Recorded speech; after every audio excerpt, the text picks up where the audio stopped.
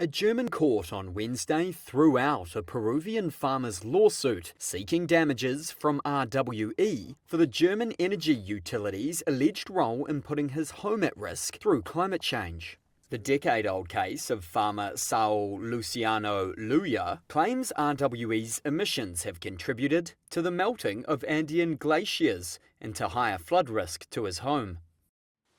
The presiding judge at the Ham Court said experts' estimate of the 30-year damage risk to the plaintiff's house of 1% was not enough to take the case further. The judge stated, however, had there been a larger adverse effect, a polluter could have been made to slash emissions or pay damages. An opinion 44-year-old Luya and his representation believe is worth celebrating.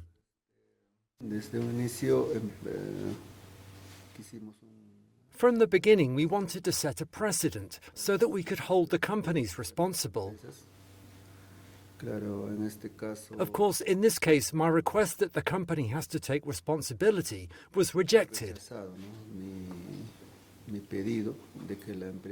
Well, it was not completely achieved.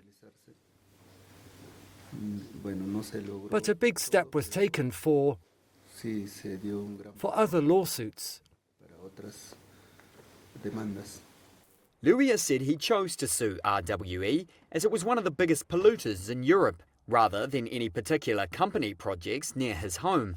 He used data from the Carbon Majors database, which tracks historic emissions from major fossil fuel producers. He said RWE produced nearly 0.5% of global man-made emissions since the Industrial Revolution.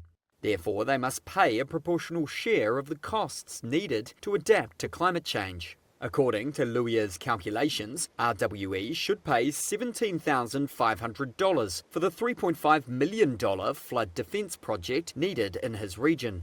RWE, which is phasing out its coal-fired power plants, has said the attempt to create a legal precedent had failed.